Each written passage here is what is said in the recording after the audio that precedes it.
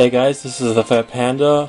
This time I'm actually doing a video from the recent Thanksgiving tournament that we had on our subreddit, our turkey tournament. This is just, this is open to all members of our subreddit and anyone else who wanted to join.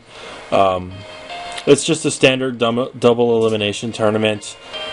And the only real catch is that you have to use on your team one of the several bird Pokemon, as they're known.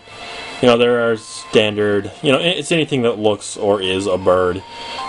You notice on the teams that are right here, my team, I've got Archops, and on my opponent's team, there's Dodrio. Anything similar to that. And then we had the whole list and everything to choose from, and it was, create a team with that on it. Other than that, the only real things we followed were just, the Smogon overuse tier restrictions, fairly standard stuff, the exact same stuff we use on our, for our league. So, pretty much anyone who knew about this tournament was already familiar with our rules. So, yeah, not too hard. Anyway, this is going to be the first round match. First round winner's bracket, I guess, because no one has fallen to the loser's bracket yet, but it's me versus Dragonclaw, which I laughed a little bit when I found out about the matchup, because it feels like I'm only actually facing Dragonclaw these days. He's challenged me a bunch of times in the gym. Now we're paired together in the first round of the tournament, so I laughed a little bit about that. Thought, it must be destiny. But, looking at the two teams, you can probably tell I'm running a Trick Room team. It's also actually a sand team, kind of an orthodox sand team at that. But mostly based on the Trick Room, I just have Sandstream on my Hippowdon as well. Looking at my opponent, Dragonclaw, I noticed that his gym, or his team right here is actually very similar to his challenger team. I've seen the Sigilif, the Porygon 2, the Lucario, the Flygon. I assume they're all the ones he has on his gym team, or his challenger team. I keep messing that up. He used to be a gym leader. I always think of him as a gym leader, even if he's a challenger now. Two new faces I've never seen before, the Starmie and the Dodrio. I don't know much about the Starmie. It could be Choice, it could be Spect, it could be Life Orbs, it could be Support even. I have no idea what that is. I know nothing about Dodrio. I have no idea what attacks it has. I don't know what its base stats are. I know nothing. I'm not really too scared of it, because, if I knew things about it, that means it's probably good enough to use. And not just some quirky Pokemon, whatnot. So, this is our first round matchup. Let's see how it goes.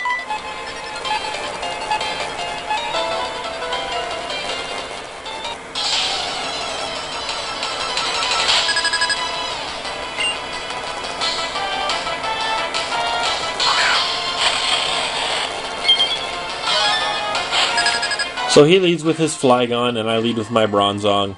I'm fairly confident in my Bronzong's ability. He goes for the U-turn on the Flygon to try to get to some favorable position. And then he sends out his Sigilif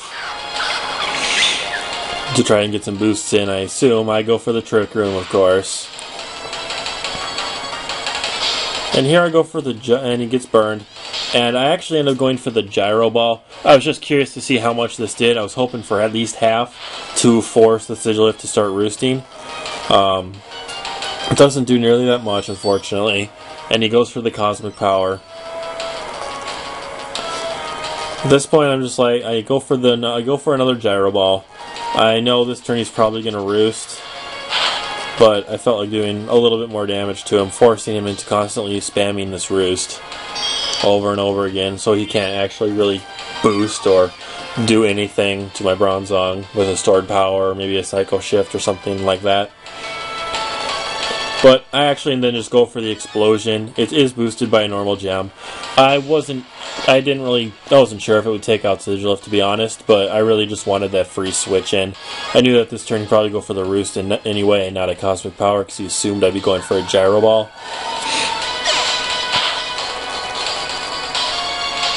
So it does significant damage and does manage to take out Sigilif, so, one relatively scary, at least to me, Pokemon down. And I get the free switch in. I go to my Claydol.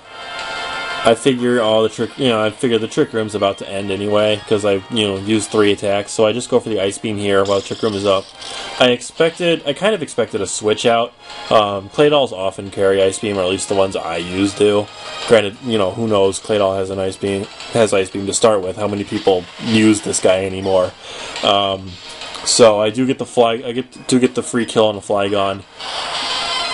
He sends out Starmie. Goes for the Surf. I wasn't too worried about it because my Claydol is actually sashed, so I knew for sure he would survive this. Turns out it wasn't actually enough to take him out in the first place. And I do notice that the Starmie's life orbed here, so I can expect anything, I guess. I mean, Starmie has so many different possibilities for attacks. And so I just set up Stealth Rocks, break any sashes that may show up. Not much else to do really there. Trick Room's up. I can't Ice Beam it. That wouldn't do anything. So I just set up Stealth Rocks, make him take a little bit more Life Orb damage.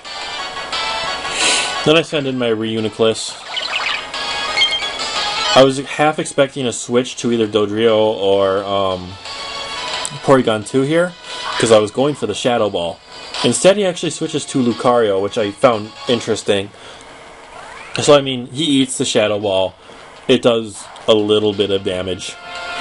Not really anything, but I do know next turn that my Psychic will take it out. And I found it funny, he didn't go for a Mach Punch or an Extreme Speed here. I don't really know what he was going for. I'm guessing it was like Crunch or something, but I don't know why he thought he could survive that. So now he does send out Porygon 2. But this Reuniclus does have Focus Blast, so, Focus Blast's accuracy is awful. But I'm hoping it does at least half here. That would be the best case scenario. It actually does a lot more than that. It almost takes him out. I was very happy about this. And the Porygon 2 does go for the Tri-Attack here. As long as I don't get status from it, I didn't really care about it, and it was going to do very little. But he does crit here. I don't really care. I get the next turn. Granted, the Trick Room ends, so I was pretty scared here. I thought he'd just go for the Tri-Attack, take out my Reuniclus, and all of a sudden I'm out of Trick Room users.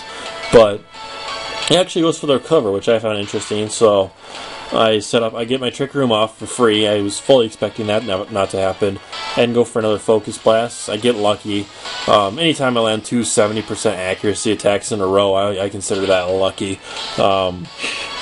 I feel like those miss more than they hit, so whenever I hit one, it feels good. Whenever I hit 2, I feel godly. So I was pretty happy about that. He sends in Starmie. It's slow. I don't expect anything. I was expecting him I thought he was just baiting a Shadow Ball, and he was going to switch to Dodrio. But once again, he doesn't switch, so I get the free kill on Starmie here. And so now all he has left is that Dodrio. And he's got, the Dodrio has to take out 4 different Pokemon, so I was feeling pretty good here. I thought, yeah, what the heck, my Reuniclus will probably be able to finish it off right here with the Psychic. It actually goes for the Quick Attack, which I was not expecting. It takes out Reuniclus.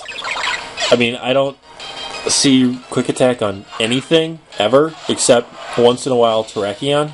I've used it on Terrakion. Never really did anything, but it was a usable move. I guess probably because Dodrio's move pool is probably so incredibly shallow that it was forced to do it. He uses it again here, so I'm assuming he's actually probably banded. But it doesn't really matter. Nothing Dodrio's going to have will ever take out a Hippowdon in one hit. So I get the Ice Fang, get the crit. I mean, I probably couldn't have one-hit KO it with a regular Ice Fang. I don't think. Maybe. I don't know. I don't know anything about Dodrio. So, but there was nothing Dodrio was going to do in that battle anyway. So, I mean, it had to answer to Hippowdon. It had to answer to Marowak. It still had to answer to Archeops. It was a doomed bird to start with. So, I don't feel too bad about critting it because that crit really didn't matter. But so this is the first round. So now Dragonclaw is going to fall to the loser's bracket. So he still has a chance to make it to the finals, win everything. He just has to win every single match now.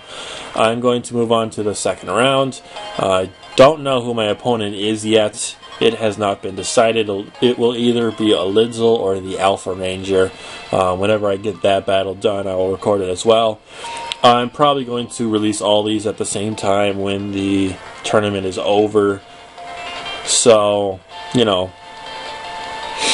it'll all be just a whole mush of battles, and you might not even see them in order. But this was the first round match for Dragonclaw. I prevailed. That's about it for this battle. That's the Fat Panda signing out.